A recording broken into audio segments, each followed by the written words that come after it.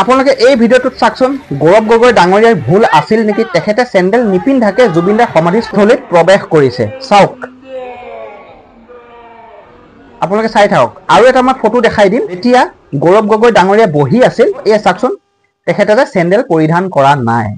আৰু সেইখিনি টাইমতে এজন মানুহে সকলো যিখিনি সমূহ ৰাইজক কৈ আছিল যাতে আপোনালোকে চেণ্ডেল পিন্ধি যাতে ইয়াত কোনো প্ৰৱেশ নকৰে, তো এইটো জুবিনদাৰ সমাধিস্থলী হয়, তো মানে কি জনসাধাৰণকহে বা কিছু সংখ্যক ব্যক্তিকহে কৈ আছিল।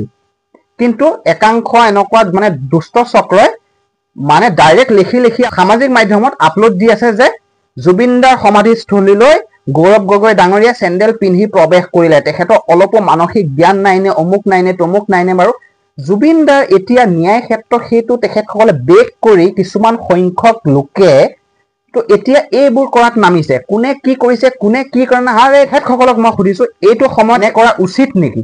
আপোনালোকে কি বিচাৰিছে? মানে কি বিচাৰিছে? আপোনালোকে কি কৰিব বিচাৰিছে?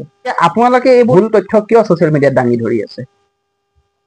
সত্যটো ক'বলৈ শিকক, সত্যটো উপস্থাপন কৰিবলৈ শিকক। জয় অসম, জয় জুবিন দা।